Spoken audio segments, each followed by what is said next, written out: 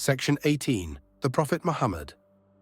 Before delving into the naturalistic explanations for Muhammad's prophetic claims, it's important to acknowledge the profound impact of his life and teachings on human history.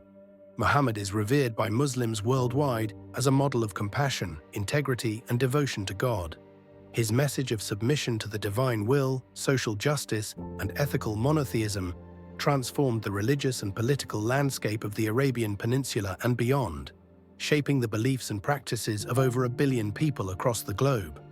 While the following analysis will focus on the human and historical factors that may have influenced Muhammad's experiences and revelations, it is undertaken with a deep respect for his enduring spiritual and moral legacy.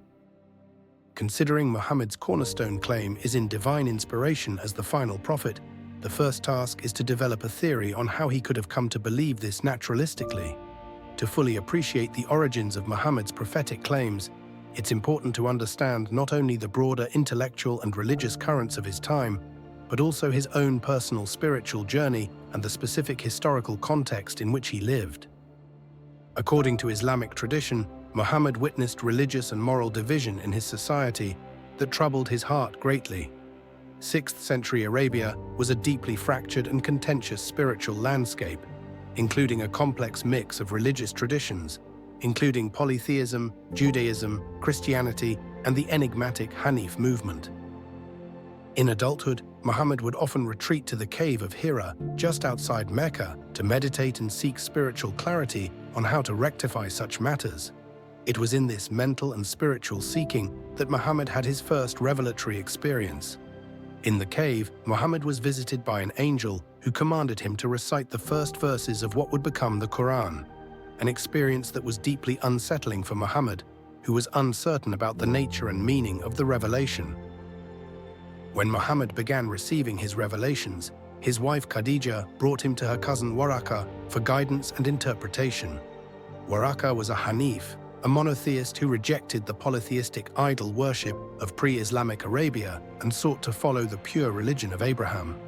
He was also well versed in the Jewish and Christian scriptures, believed to have written portions of the Gospel of Christ in Arabic.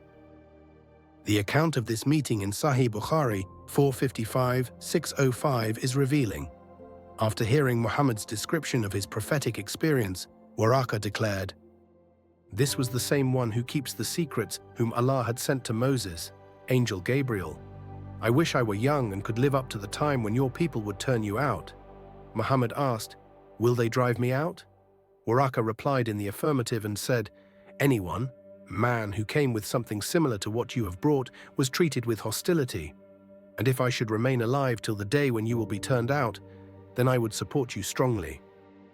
This incident suggests that Waraka played a key role in validating and interpreting Muhammad's early prophetic experiences and positioning him within the broader context of Abrahamic monotheism. By identifying Muhammad's revelations with the messages of earlier prophets like Moses, Waraka provided a powerful endorsement of his claims and helped to shape his emerging religious identity. His cousin's earnest warning that he would be harshly persecuted would also provide him time to develop the mental fortitude needed to resist the backlash of the ruling polytheist class that his movement would inevitably create. Waraka might have done this because he, an aging religious man with strong convictions regarding his Hanif principles above the more prevalent Abrahamic traditions at the time, genuinely wanted to believe Muhammad was a prophet who would bring his beliefs out of obscurity, and that his closeness to someone who believed they might have received a revelation was a sure sign of his own theological correctness. The potential magnitude of the influence of Waraka's earnest psychological priming on Muhammad is illustrated at the end of the account where it is recorded, "After a few days, Waraka died, and the divine inspiration was also paused for a while."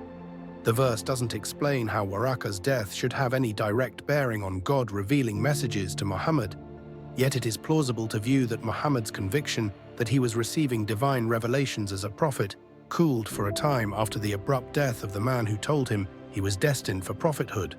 With this potential influence in context, we should consider that Muhammad's first revelation did not suggest Muhammad specifically was a prophet. In fact, Muhammad went to Waraka because he was unsure of what it really meant. Waraka gave him the psychological impetus to believe he was a prophet, and that later revelations were signs of his prophethood. If Muhammad genuinely believed he was a great prophet due to Waraqa's words, he would have the mental tools necessary to justify any internal monologue as divine or inspiring as prophetic. The influence of Waraqa's words on Muhammad's prophetic consciousness is further evident in the next revelation Muhammad received after the pause in his divine inspiration.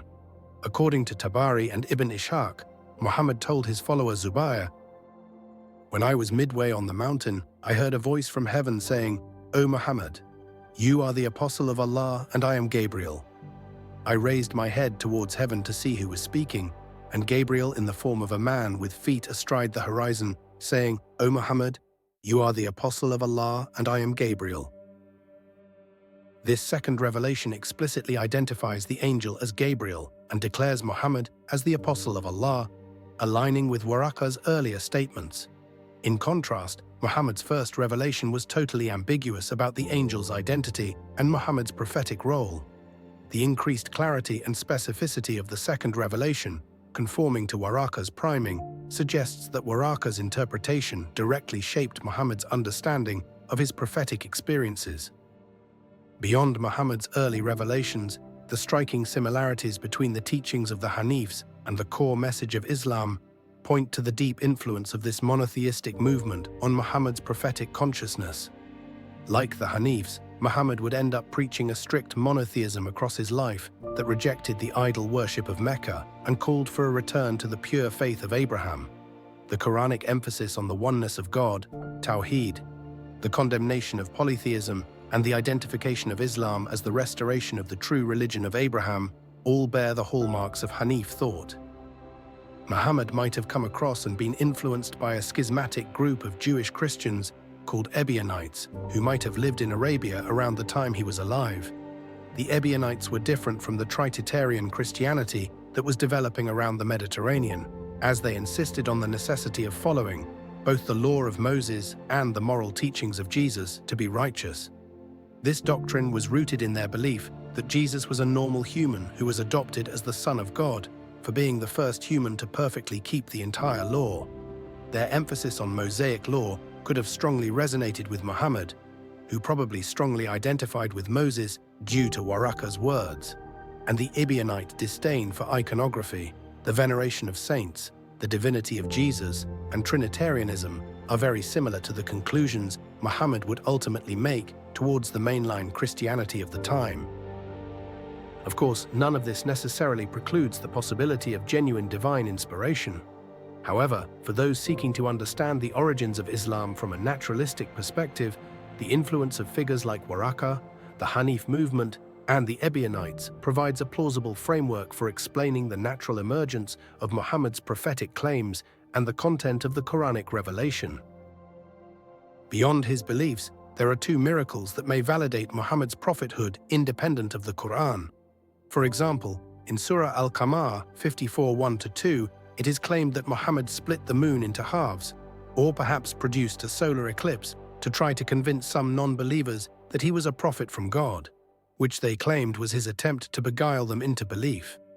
If Muhammad did split the moon into halves, we would expect reports from across the globe of this occurrence, which we don't find, even in regions as close as Egypt or Jerusalem.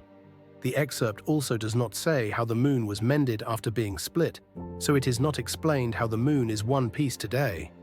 It seems more probable that what happened was an eclipse, which Muhammad could have produced miraculously, but also could have occurred independently of him.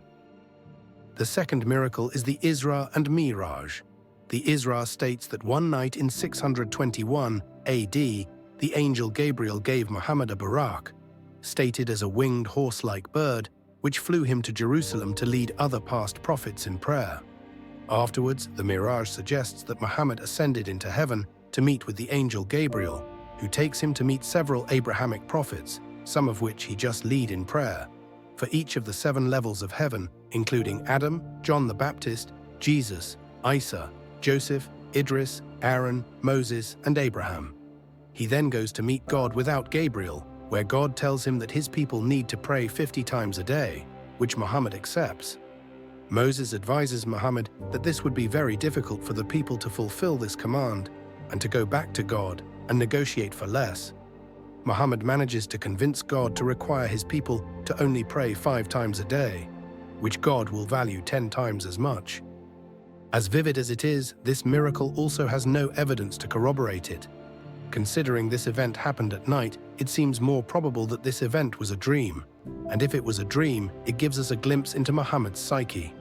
Across the experience, there is a heavy emphasis on the angel Gabriel and Moses, which suggests they are very present in his mind and affirms the theory that he was psychologically primed by Waraka. Regardless, I want to be clear about how I feel. At minimum, even if Muhammad did not receive the divine revelation he thought he was receiving, his early religious calling seems rooted in a good man who was genuinely troubled by the division and suffering of his society and earnestly looked to God for the answers. A soul that feels deeply about the suffering of the people around it and looks for higher wisdom to help cannot be scorned.